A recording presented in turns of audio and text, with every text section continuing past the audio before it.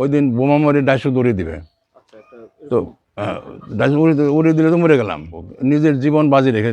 চিন্তা করেন, আমরা কিন্তু প্রকাশ্যে, কিন্তু আমরা যে 8 জন আসলাম প্রকাশ্যে, তখন অনেকেই বিদ্রোহ করছে, কিন্তু প্রকাশ্যে কিন্তু মাঠে কেউ আসে নাই। আর এই যে স্মৃতির কথা, এই যে অতি ইতিহাস সৃষ্টি, এটা ইতিহাসের জন্য কিন্তু সেদিন সৃষ্টির জন্য বঙ্গবন্ধু আসে নাই, আর আমরাও যাইনি। মানে এই বিশাল সমুদ্র বোধহয় আর জীবনে কোনো দেখবো কিনা, আমার জীবন তো শেষই, আর কেউ দেখতে পাবে আমার মনে হয় না। অতি উৎসাহী লোক এবং বঙ্গবন্ধু খাটো করার জন্য তারা এগুলো করে আর কি। অনেক দুঃখ, অনেক কষ্ট, কারণ আমার এই সাইড নাই, বাম সাইড পুরো হাত থেকে পা পর্যন্ত পুরো প্যারালাইজ, একটা সাইড আমি চলছে আর কি।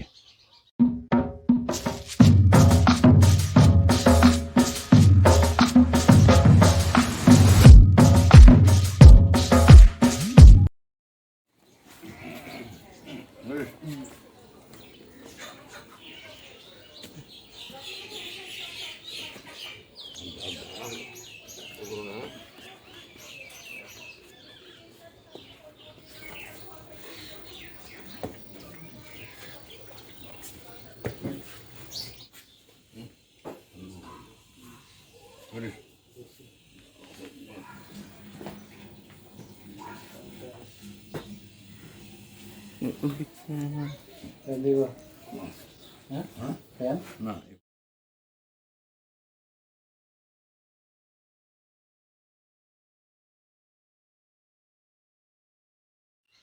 আমার জীবন খুব সুন্দর কাটছে, যদি অনেক বাধা, অনেক দুঃখ, অনেক কষ্ট, কারণ আমার এই সাইড নাই, বাম সাইড পুরো হাত থেকে পা পর্যন্ত পুরো প্যারালাইজ, একটা সাইড আমি চলছে আর কি। তারপর আল্লাহর মেহরবানি বাইসা আছি, সব দেখতে আছি, ভালোই আছি ইনশাল্লাহ।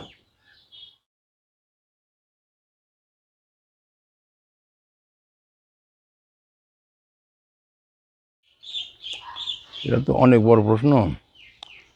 50 বছর বাংলাদেশে তো অনেক পরিবর্তন হয়েছে দেখছি আর কি। আমি 1952 সালে ঢাকা আসি আর কি আমার বাবার সাথে।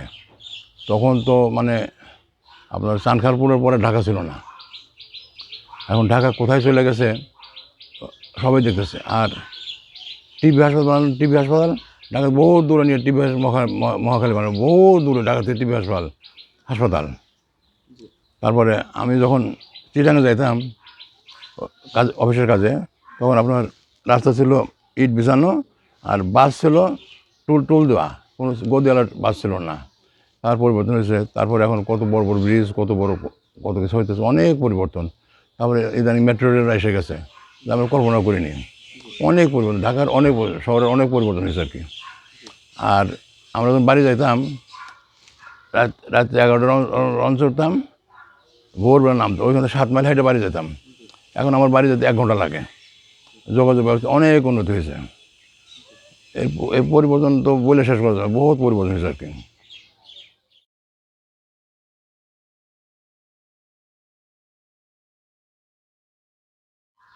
সে তো বিশাল ব্যাপার, সেটা আমি বলতে পারবো না, আমার ভাষায় বলতে পারবো না। বঙ্গভূমি বিশাল, তার পাহাড়ের সাথে তুলনা করবো না, আকাশের সাথে তুলনা করবো, কোথার কার সাথে তুলনা করবো? আমি তুলনা করা আমার মতো, আমি তো লেম্যান, সিম্পল ক্যামেরা অ্যাসিস্ট্যান্ট, আমার দ্বারা ওনার মূল্যায়ন করা সম্ভব না। উনি মানে উনি বিশাল, বিশালের চেয়ে বিশাল। মানে উনি ওনার আমি যা দেখছি আর কি, যে ওনার ভিতরে তো কম্পিউটার, বাংলাদেশের কোন গ্রাম, কোথায় করে ব্রিজ আছে, কোথায় কালভার্ট আছে ওনার জানা ছিল, কোথায় করে নদী আছে ওনার জানা ছিল। উনি ঘরে বসে সব বলতে পারতেন। ওনার কাছে 12 বছর পরেও কি আসতো, ওই তুই অমুক না, উনি এত সিম্পল ছিল, ওই তুই অমুক না, হ্যাঁ কথা বলতো, এইভাবে কথা বলতো উনি। নিজের ভাষায় কথা বলতেন, উনি কোনো মানে বইয়ের ভাষায় কথা বলেন, ওনার নিজের ভাষায় কথা বলতেন, একদম একদম আন্তরিক, যাতে আন্তরিক, যার জন্য উনি 1000 বছর শ্রেষ্ঠ বাঙালি হতে পারছেন আর কি।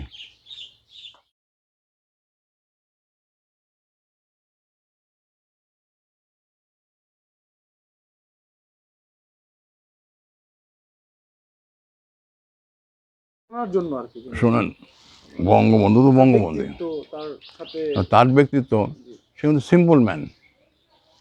আগে বলছে সিম্পল ম্যান, তার মধ্যে কোনো গরিমা ছিল না। যেমন আমার ছবি আছে ওখানে, 71-এর 4 মার্চ ছবিটা তোলা।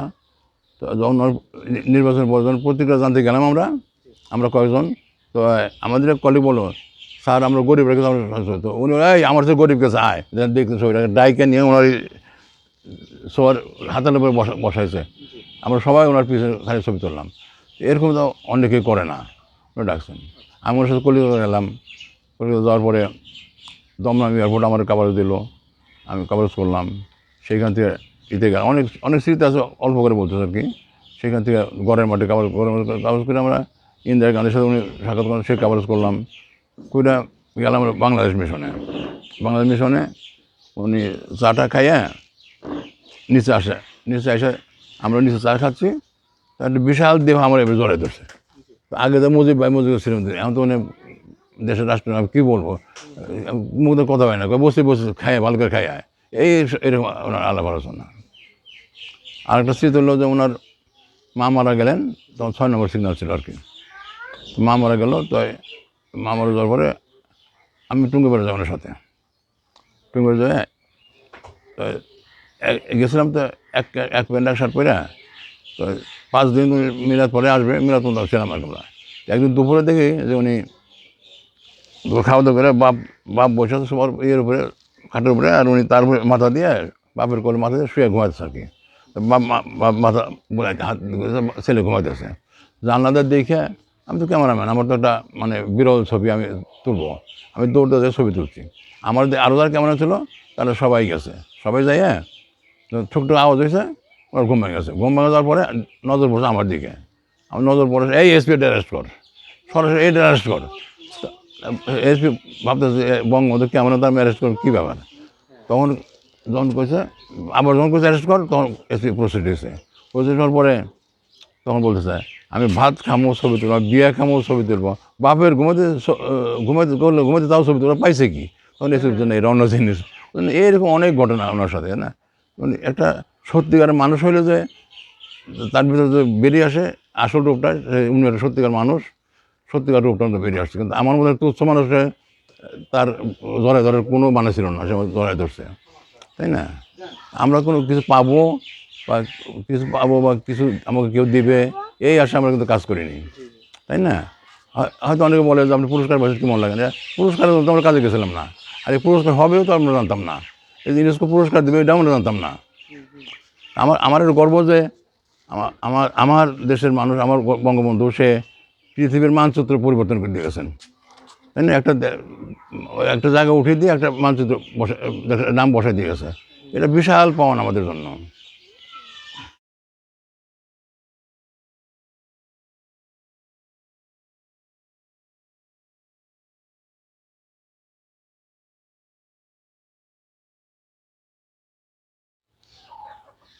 সাতই মাস একদিন আসে নাই। 7 মাসের পিছনে বঙ্গবন্ধু ভীষণ অবদান। সে ভাষা আন্দোলন থেকে শুরু করে এর আগের আন্দোলন, 6 দফা আন্দোলন, 11 দফা, সব মিলিয়ে 7 মাস। তো এই 7 মাসের দিন কিন্তু কোনো মাইকেও বলে নাই, আর কোনো রেডিওতে প্রচার নাই, টেলিভিশনে প্রচার নাই, পত্রিকা আসে নাই। জনগণের মুখে মুখে 7 মাস ভাষণ দিবেন। কিছু একটা ছিল, মানে নেতা ছিল, তারা আলোচনা করছে। তারপরে যেদিন ভাষণ হবে সেদিন আগের রাত্রে, মানে আমাদের পরিচালক আবুল কালাম মনির সাহেব আর কি, উনি আমাদেরকে ডাকলেন সবাইকে, যে তোমাদের একটা কাজ করতে হবে, সেটা হলো ভাষণ দেবে, 7 মাসে ভাষণ দেবে, তোমাদের ভাষণ রেকর্ড করতে হবে। তখন কিন্তু পাকিস্তান ডিএপি আছে, ওরা ওরা করতে পারে, পাকিস্তান ডিএপি কিন্তু মাঠে আসেনি। আমরাই ফিল্ম ডিভিশনের, আমার মোট 17 জন স্টাফ ছিলাম আমরা, তো আমরাই ওইখানে এসে ওই ভাষণ রেকর্ড করি আর কি। রেকর্ডের আগের দিন ওই রাত্রে ওই ক্যামেরা চলবে হাই ভোল্টেজে, ব্যাটারি যদি ক্যামেরা নিয়ে আসি, তো যদি যারা সিনিয়র ক্যামেরা চান তারা বলতে পারে হঠাৎ ক্যামেরা বন্ধ হয়ে যাবে, ব্যাটারি লো হলে ক্যামেরা বন্ধ হয়ে যাবে, ফিল্ম টানতে পারবে না। আমরা সিং মোটর নিয়ে আসলাম। সিং মোটর নিয়ে আসলাম এই জন্য যে যদি কারেন্ট এই ব্যাটারি বসে সিং মোটর চলবে কারেন্টে, তো আগের দিনে এসে আমরা কারেন্টের তার নেব, তো আমরা তার আনতে পারবো না, তো কলের ওরা বোর্ডে তার আসতো, তো কলের বোর্ডে তার আনতে গেছি। কারণ ওয়ার্কার বলে কি দেওয়া যাবে না, তোর মালিক দেখছে, মালিক দেখে বলে না ওনাকে ওরা পাবে, তার টাইম রেখে আসলাম। পরের দিন আমরা 7টা সাড়ে 8টার দিকে আমাদের প্রয়োজনীয় যন্ত্রপাতি যা লাগবে, আমরা জানতাম না বঙ্গবন্ধু কতক্ষণ ভাষণ দেবেন, আধা ঘন্টা দিতে পারে, 1 ঘন্টা দিতে পারে, 10 মিনিট দিতে পারে, এটার কোনো নিয়ম ছিল না যে কতক্ষণ দিবে আর কী বলবেন, আমরা কেউ জানতাম না। তখন ওই লাগাই আসবো, আমরা প্যারামিটার রেডি সব করলাম। তখন কিন্তু ক্যামেরা মানে ক্যামেরায় কিন্তু ছবি তোলে, কিন্তু ক্যামেরাম্যান অ্যাসিস্ট্যান্ট তাকে তুলে দিতে হয়। এখন যখন আপনি টিভিতে ছবি উঠতেছে তখন ছবি উঠতো না, তখন আমাদের বানিয়ে দিতে হয়। ফিল্ম কী থাকবে, ফিল্মের স্পিড কত, ফিল্টার কত, ফিল্টার কত, লাইট কত আছে, এগুলো তিনটার সমন্বয় করে আমাদের সান থেকে নিয়ে আমাদের রিডিং নিয়ে আমাদের অ্যাপারচার দিতে হতো। হ্যাঁ, তো অ্যাপারচার দায়িত্ব ছিল আমার, আমার মানে অ্যাসিস্ট্যান্ট দায়িত্ব অ্যাপারচার দেওয়ার। তখন আমরা সব কিছু রেডি করে বসে আছি, তো বঙ্গবন্ধু আসলেন। সেদিকে আসায় সোজা ডাইসে চলে আসলেন, কারোর সাথে কোনো কানে কানে কথাও নাই, কেউ কিছু বললেও না, আর কেউ কোনো সিলেবও দিল না। উনি আসলেন, ওনার মতন উনি বক্তৃতা দিয়ে গেলেন, যা বললো তো আপনি দেখতেছেন শুনতেছেন, ওই ভাষণটা উনি দিলেন। মানে এমন কোনো কিছু বাকি রেখে যায় নাই যে তোমরা আমরা খুঁজে পাই নাই। যেমন বলে গেছে, তোমাদের যার যা যা আছে তাই নিয়ে তোমরা প্রস্তুত থাকো। বলে না তো কেমন বন্ধু যুদ্ধ করতে বলে না, তোমার প্রস্তুত থাকতে বলেছে। হয়তো হামলা হবে, তোমার প্রস্তুত থাকবা। বাঙালি প্রস্তুত, উনি আগেই প্রস্তুত করে উনি মাঠে গেছিলেন। আর মাঠে যারা আসলো তারা মানে কী বলেন সেটা শোনার জন্য আসছিলেন, মানে লাস্ট ডিসিশন সেদিন দিবে আর কি। উনি লাস্ট ডিসিশন দিবেন, এবারের সংগ্রাম স্বাধীন, এবার মুক্তির সংবাদ উনি স্বাধীন ওই দিনই ঘোষণা করে দিয়ে গেলেন।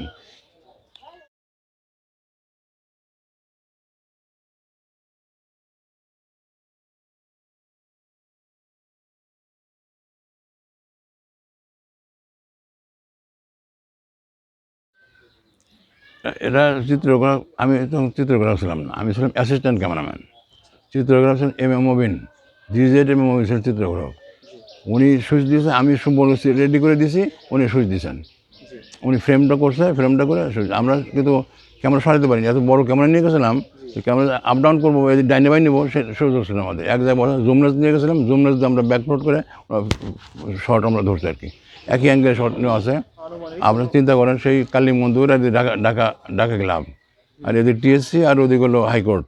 এইটা কানায় কানায় পূর্ণ ছিল, কিছু গাছে ছিল, কিছু টিলার উপরে বসা ছিল, বিভিন্ন ওয়ালের উপরে, ছাদের উপরে, ঢাকা গেলে ছাদের অনেক লোক। মানে এই বিশাল সমুদ্র বোধ হয় আর জীবনে কোনো দেখবো কি না, আমার জীবন তো শেষই, আর কেউ দেখতে পাবে আমার মনে হয় না।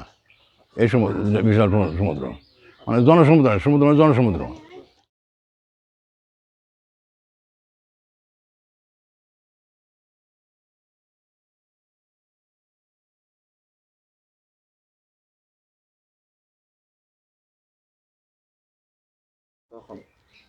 দেখেন, আমি তো ওয়ার্কার, আমার কাজ করতে হয়েছে।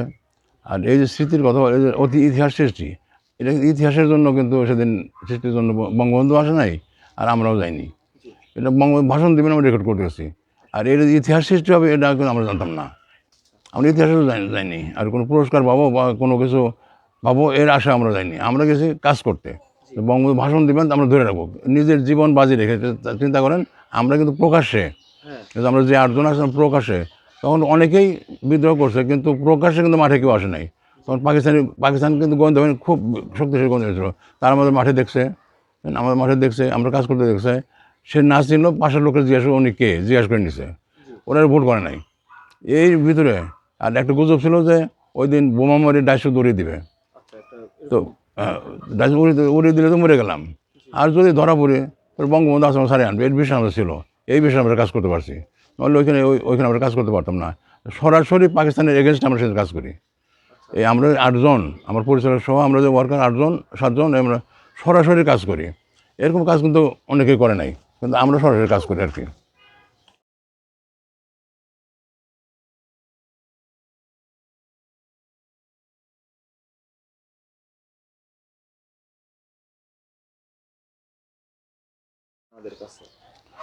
দেখেন, দিন কিন্তু অনেক গড়ে গেছে, অনেক কিছু হচ্ছে। তার মধ্যে আমাদের 8 জনের মধ্যে আমরা 2 জন মাত্র বাসা আছি, আর 6 জন নাই।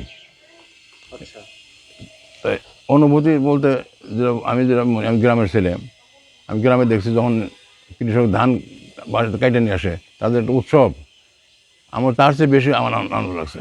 কিন্তু একজন নতুন সন্তান হবে, বাবার কোলের সন্তান নিয়ে যে আনন্দ পেয়েছে, আমার তার চেয়ে বেশি আনন্দ পেয়েছি যে আমাদেরই কাজ, আমাদের হাতের জিনিস আজকে পুরস্কার পেল। এটা আমার এটা বিশাল পাওনা। এই পাওনার বর্ণনা দেওয়া মুশকিল। আমার তো আনন্দ বলতে কেউ হয় নাই। অনেকে আনন্দ করছে, অনেকে বড় বড় মিটিং করছে, মিছিল করছে, গল্প করছে। আমি কিন্তু এই ঘরের মধ্যে বসা ছিলাম, আমার খোঁজ তো তখন ছিল না, বুঝছেন। আমি এই ঘরের মধ্যে বসা ছিলাম। আমি তখন ই করছি যে আমি যদি ভালো থাকতাম অবশ্যই আমি চুরি করে যাইতাম, কিন্তু আমার প্যারালাইসিস আমি যাইতে পারিনি আর কি।